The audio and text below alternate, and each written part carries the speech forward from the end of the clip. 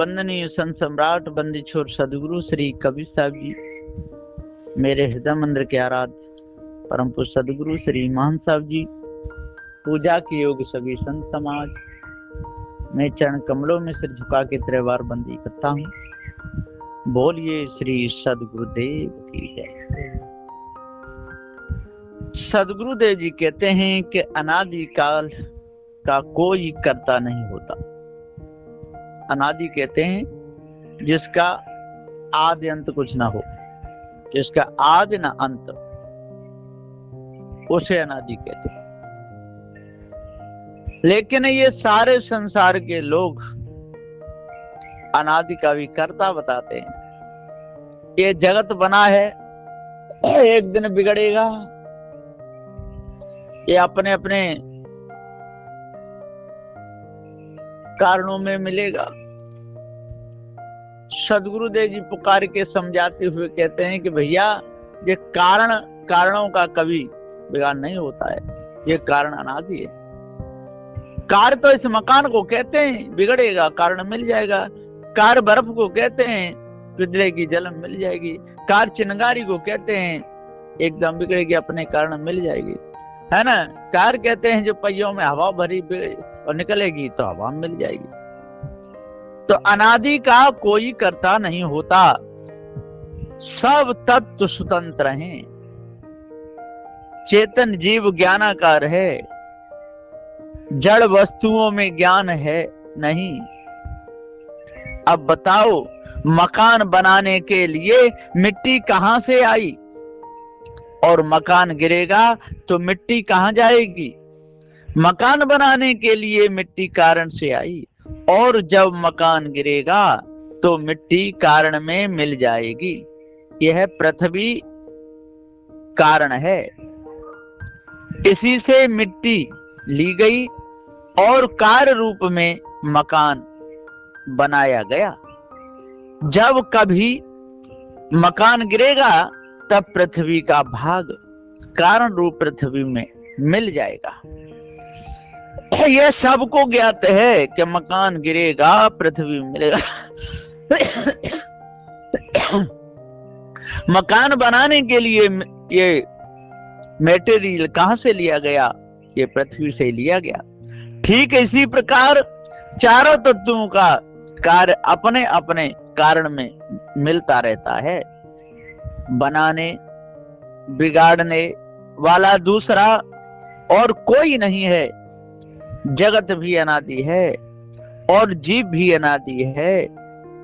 ज्ञान स्वरूप होने के कारण जीव को ही सुख दुख का अनुभव होता है और वासनाओं के कारण शरीर धारण करता है, सुख दुख का अनुभव करता है।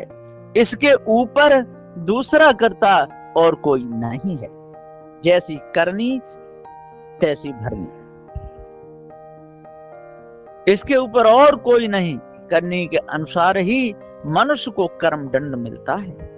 जैसा करेगा और तैसा भरेगा। ये अनादि से ऐसा ही होता चला आ रहा है, लेकिन लोग समझाने से भी समझते नहीं। कर्म करते रहते हैं, उसका फल भोगते रहते हैं, अपने ऊपर किसी कर्ता को मानते रहते हैं, झूठी बातों में लग करके परेशान भी करते रहते हैं और ऐसा दृष्टांत बोलते हैं कि लोग सुन करके घबरा जाएं और कहने लगे हाँ वास्तव में कोई न कोई कर्ता जरूर होगा। सज्जनों, जीव के ऊपर दूसरे कर्ता की कल्पना ने ही तो सारा खेल बिगाड़ के रखा है। कर्ता की कल्पना मिट जाए तब पता चले जीव को कि हम ही कर्म करते हैं और हम ही भोगते हैं, ऐसा पता चले तब सुधार हो। यह निर्णय पारखी संतों के द्वारा समझने में आता है और उपाय से नहीं। एक कहनावत में कहा है कि राण रड़ापो तब काटे जब रड़ुआ काटन दे। यह जीव को मुक्त, यह जीव तो मुक्त हो जाए, परंतु इस संसार में ऐसी ऐसी बीमारी लगाई है कि जीव को मुक्त नहीं होने देते। कम से कम 99% भ्रम फैला हुआ है। 1% में पारक ज्ञान है, सो भी उनको भी लोग भरमाने में कसर नहीं छोड़ते। कहते हैं अरे ये पारकी संत क्या जाने, ये जगत जब दिख रहा है करता जरूर होगा, कोई भी वस्तु बिना बनाए बनती नहीं है ना। जो ईश्वर ब्रह्म परमात्मा को न माने वो नास्तिक होता है। इसलिए नास्तिक मत बनो, परमात्मा का भजन करो और परमात्मा ही आपको भवसागर से पार उतारेगा, है ना। हे जीवो, हे मनुष्यों, इन पार की संतों की बातों में नहीं आना। इस प्रकार से ये मायावी गुरबा लोग भरमाते हैं। अब यहाँ विचार करना है कि जहां पर चेतन जीव नहीं, खाता पीता नहीं, बोलता डूलता नहीं, उसकी पूजा करने वाला नास्तिक है कि जो जिंदा संत गुरुजनों की पूजा करने वाला नास्तिक है? नास्तिक कौन होगा? जो सूखा पेड़ है, जड़ उसकी कट चुकी है, बोर उस पे लगता नहीं, लकड़ी घुन गई, क्या उसमें फल लगेंगे? जो हरा पेड़ है ना, पृथ्वी जल अग्नि वायु से संचालन उसका हो रहा है, बढ़िया उसमें पत्ते हरे लगे हुए हैं, बोर भी आ रहा है, तो उससे फल जरूर लगेंगे। ठीक इसी प्रकार से सदुदेव कहते हैं जिंदा की पूजा काम आएगी, मुर्दाओं की पूजा कोई काम नहीं आएगी। लेकिन सारे संसार के लोग मुर्दाओं की पूजा में लगे हुए हैं और क्या कहते हैं कि जो ईश्वर परमात्मा को ना माने वो नास्तिक है। अरे भाइयों, विचार करो कि ईश्वर परमात्मा का आपने रंग रूप कैसा बताया है, उसका निरूपण कैसा किया है। क्या आपको अपने बोली वचनों का भी विश्वास नहीं है? उस परमात्मा को तो आप लोगों ने निर्गुण कहा है, निराकार कहा है, अगम कहा है, अपार कहा है, चित्त मन बुद्धि वाणी से परे कहा है, उसका रंग रूप कुछ भी नहीं है, और फिर भी उसके नाम की माला फेरते हो, तो आप लोग नास्तिक हुए कि नहीं? आपने अपने ऊपर परमात्मा माना और किसी ने कहा कि भैया परमात्मा कैसा है, तो आपने ही अपने निर्णय में बताया कि वो निर्गुण है, निराकार है, अगम है, अपार है, चित्त मन बुद्धि वाणी से परे। तो क्या ऐसा परमात्मा कोई होता है? और ऐसे परमात्मा को मानने वाला क्या वो आस्तिक हो सकता है? वो तो नास्तिक है, वो भरमा रहा है, भुला रहा है, धोखे में डाल रहा है। यदि आपको पूजा ही करनी है तो जिंदे संत गुरुजनों की पूजा करो, है ना। आपको भोजन ही कराना है तो जो खाते पीते डोलते चालते बोलते उनको भोजन कराओ। आपको दान ही देना है तो त्यागी बैरागी संतों को बुला करके सत्संग सुन के उनको दान दो, है ना। तो इन मूर्तियों पर चढ़ाते रहते हो, ये पुण्य लोग उठाते रहते हैं, मौज मारते रहते हैं। आप फूटे मकान में रहते हो और जे हराम का खाने वाले अच्छे पक्के मकान में सोते हैं, एसी में सोते हैं, गर्मी के दिनों में एसी लगाते हैं, और आप कमा कमा करके खेत में, है ना, सारा शरीर काला पड़ जाता है, सूख जाता है, समय से भोजन भी नहीं मिलता, और कमा कमा के मंदिरों में जाके चढ़ाते रहते हो पत्थर की मूर्तियों पर। और ये पंडे पुजारी उठा उठा के मौज मारते हैं, उनकी मौज आ रही है। शराब भी पीते हैं, मांस भी खाते हैं, व्यभिचार भी करते हैं, है ना। सारे संसार में जितने पकड़े गए व्यभिचार करने में, तो ये मंदिरों के पुजारी पकड़े गए, देख लो नजर पसार के। और जितने जो जेल में गए, जो भरम भूल कल्पना वाले ही गए, जो भरम में डालते हैं, भूल में फंसाते हैं, ईश ब्रह्म आत्म परमात्मा की कल्पना में फंसाने वाले, है ना, वही जेल में जाएंगे। क्योंकि उनको पूर्ण विश्वास है कि हम तो परमात्मा के भक्त हैं, तो परमात्मा हमको तो बुरे कर्म से बचा लेगा, हमको दोष लगने ही नहीं देगा। ऐसा उनको भ्रम लग गया है। सदूसरी कविशा जी कहते हैं कि आपके ऊपर कोई बचाने वाला है नहीं, आपको बचाने वाला कोई दूसरा है ही नहीं, लेकिन आपके अंदर ये भ्रम लग गया है कि कोई बचाने वाला है और वही बचाएगा। उसके बगैर तो पत्ता तक नहीं हिल सकता है। तेरी सत्ता के बिना हे ब्रह्म मंगल मूल, और पत्ता तक हिलता नहीं, खिले न कोई फूल। ऐसी बातें लिख लिख करके, ऐसे दोहा चौपाई लिख लिख करके मनुष्यों को उल्लू बनाया गया है, मनुष्यों को नास्तिक बनाया गया, नास्तिक बना दिए बिल्कुल, है। पत्थर की मूर्ति पूजे तो आस्तिक, और चेतन पूजा करे तो नास्तिक। अब बताओ, आज भी यदि पढ़े लिखे युग में ये बात समझ नहीं आई तो कब आएगी? इसलिए इन मायावी गुरबा लोगों के चक्कर में फंसना नहीं। ऐसा ऐसा दृष्टांत देते हैं कि लोगों के अंदर आर पार निकल जाए। क्या कहते हैं ये मायावी गुरबा लोग? कि एक पुजारी पूजा करने जा रहा था, रास्ता में एक आदमी मिला। कहाँ जा रहा है भैया? कि मंदिर में जा रहा हूँ पूजा करने। कह तेरी, इतने दिन हो गए आप लोगों का अभी तक भरम नहीं कटा, आप लोगों की ये भूल नहीं गई है? अरे आप पढ़े लिखे होकर के भी और ये पत्थर पूजते हो, और ये क्या है? ये ज्योति जल रही है, ये ज्योति कहाँ से आई बता जल्दी है? और तेने वो पत्थर की मूर्ति बनाई कि उसने तू बनाया? अरे उसने तेरी कल्पना करी कि तेने उसकी कल्पना की? तो अब वो चक्कर में पड़ गया, क्या बताऊं? तो उसने कहा कि भैया मैं तो भगवान का पुजारी हूँ और भगवान की पूजा करता हूँ और मैं तो मंदिर में जाऊंगा। यानी देख भैया तू ये बता दे ज्योति कहाँ से आई, फिर तू चला जा। तो आने फूंक मार के ज्योति बुझाई दी। और ज्योति बुझी तो अरे ये ज्योति क्यों बुझाई, कहाँ गई? कि वो ज्योति वहां गई जहां से आई है ना, वहीं चली गई। अब के कहां से आई? कि आपको तो पता नहीं है कि ये कहां से आई और हमको पता नहीं है कि कहां गई, इसलिए अपने अपने काम में लगे रहो। अब बताइए कोई निर्णय हुआ है? अरे वो ज्योति जल रही थी और ज्योति बुझी तो कहां जाएगी? अपने केंद्र में जाएगी है ना। चिनगारी है कहां जाएगी? तो सब सूर्य का है, अग्नि का केंद्र ही सूर्य है, तो अग्नि बुझेगी कहां जाएगी? सूर्य में जाएगी है। बर्फ घुलेगी कहां जाएगी? जल में जाएगी। और कहां जाएगी? मकान गिरेगा कहां जाएगा? पृथ्वी में जाएगा। इसी प्रकार से चारों तत्वों का भाग है, वो चारों तत्व मिल जाएगा। और कारण का कभी विनाश होता नहीं और कार्य बनते और बिगड़ते रहते। इसलिए जीव के ऊपर कोई दूसरा ईश्वर परमात्मा है ही नहीं। इस कल्पना को त्याग देना चाहिए। और मायावी गुरुबा लोग जो ऐसे ऐसे दृष्टांत सुनाते हैं कि बिल्कुल भ्रमित कर देते हैं जीव को, और वो भी उनकी बातों पे विश्वास कर लेता है कि हाँ जरूर कोई ना कोई होगा। उसके भी पत्ता तक नहीं हिलता है ना। उसके बहुत बड़े बड़े हाथ हैं, बहुत बड़े बड़े पैर हैं, उसके लाखों नेत्र हैं। वो जरूर सबको देख रहा है पर उसको नहीं देख रहा, सबको देख रहा है पर उसे नहीं देख रहा है। वो कुछ भी करे, उसकी जेब काटे, चाहे चोरी करे, चाहे हिंसा करे, चाहे विचार करे, क्योंकि परमात्मा उससे खुश है ना। इसलिए उसके कर्मों को नहीं देखता, पुजारियों कर्मों को नहीं देखता है ना।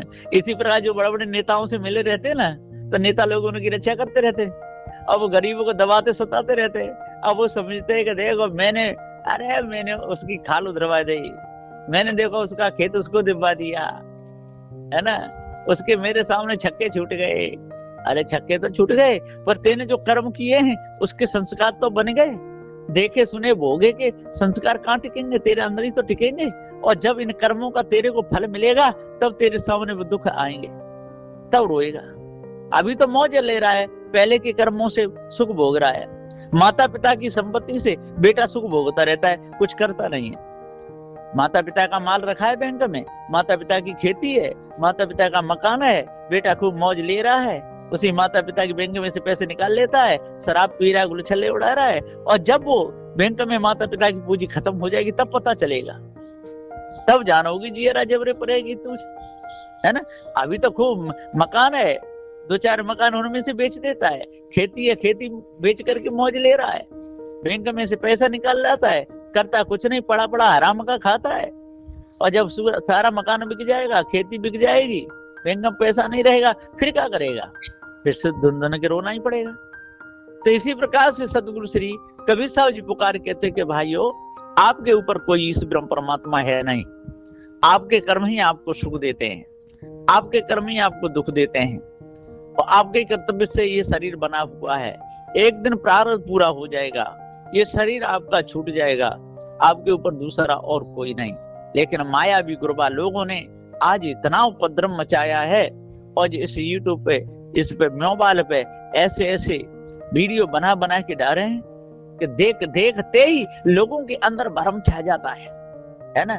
तुलसी की पूजा, हे माता बहनों सुबह उठो, हल्दी लो, हल्दी में चावल मिलाओ, तुलसी के आसपास डालो है ना, लोटा मांजो, लोटा भरो, उसमें एक बतासा डाल लो, एक पैर से खड़े होके और तुलसी माता पर और चढ़ाओ, तुलसी हरी भरी रहेगी और आपके आंगन की शोभा रहेगी और नकारात्मक कोई भी शक्ति वहां पर नहीं आएगी, आपको दुख नहीं होगा। इस प्रकार से ये जड़ की पूजा, वृक्षों की पूजा करवाते हैं। हाँ, ये बात जरूर ठीक है कि तुलसी है, औषधीय गुण है, इसलिए गमले में लगाओ, पानी उसमें डालते रहो, हरी भरी बनी रहे, है ना। काढ़ा बना के पी सकते हो, तुलसी के पत्ते वैसे भी खाते हो, सर्दी जुकाम में काम आता है। पर उसमें एक पैर से खड़े हो, तुलसी के चक्कर लगाओ, तुलसी में चावल हल्दी चढ़ाओ, है ना, तब वो पत्ते देगी, तब आपके रोगों को दूर करेगी। ऐसी भ्रमणा लोगों ने बना रखी है। और कहेंगे हनुमान के मंदिर में जाओ और मंगलवार के दिन घी का दीपक रोज जला के आओ, सिंदूर माथे से लगा के आओ, पूरे घर में सुख शांति आ जाएगी भक्तों।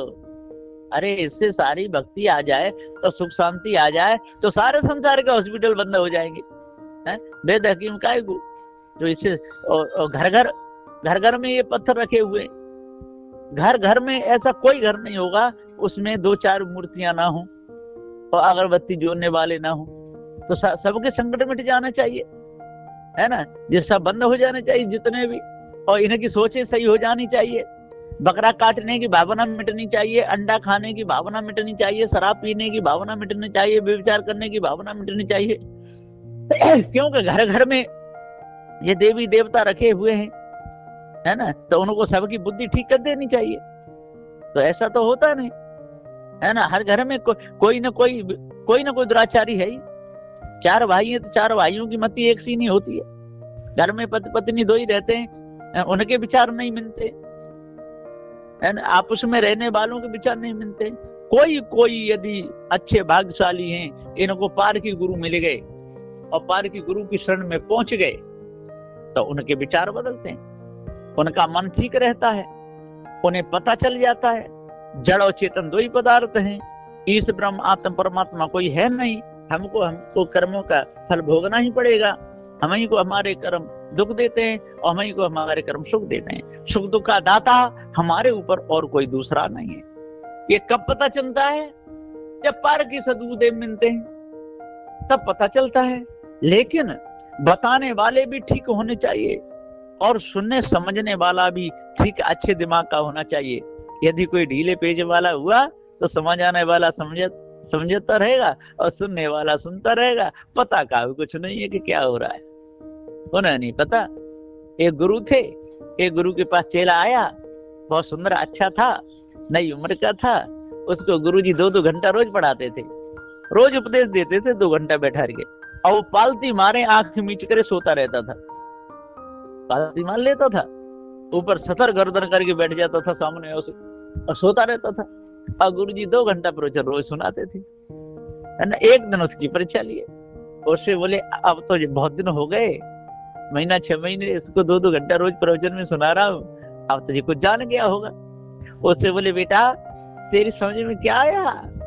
वो बोला गुरुजी मेरी समझ में कुछ नहीं आया। अरे तेरा भला हो, 6 महीना मेरे बर्बाद हो गए, इतना समझे कुछ क्या कि तब क्या करता रहता था कि मैं तो पालती मार के बैठ के सोता रहता था।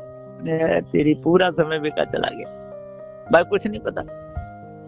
इसी तरह एक गुरुजी और थे, उनके पास में भी एक आया, उसे 3 साल पढ़ाया और गुरुजी कहे बेटा समझ में आ रहा है? अरे गुरुजी क्या कहना, आपने मेरा धन्य भाग कर दिया, आपने मेरा भाग्य खोल दिया, आपने मेरा धन्य भाग कर दिया, ऐसे कर दे। अब गुरुजी समझे बहुत बढ़िया, कितना अच्छा चेला है ना। अब फिर समझ आवे, अब फिर बेटा समझ में आया, अरे गुरुजी क्या कहना, आपने तो मेरा धन्य भाग्य कर दिया। अब फिर उसको पूछा कि बेटा ये बता तेरी समझ में आया जड़ क्या होता है, चेतन क्या होता है? कि मुझे नहीं पता। अब यही नहीं पता को जड़ क्या होता है, चेतन, तो क्या समझ में आया? वो वैसे खाता पीता रहता था और बना रहता था, तो गुरुजी खाते पीते थे, वो भी खाता पीता था। और गुरुजी के बेटा समझ में आई मेरी बात? अरे क्या कहना गुरुजी, आपने तो मेरा धन्यवाद कर दिया। और बाकी कुछ भी समझ में नहीं आएगा, ना धन्यवाद हुआ ना कुछ भी। इसलिए सदुश्री कबीर साहब जी कहते हैं कि समझाने वाला भी ठीक होना चाहिए और समझने वाला भी ठीक होना चाहिए, तब बात बनती है। तो जब तक जड़ चेतन का पूरा ज्ञान नहीं होगा तब तक हमारे मन के विकार दूर हो नहीं सकते हैं।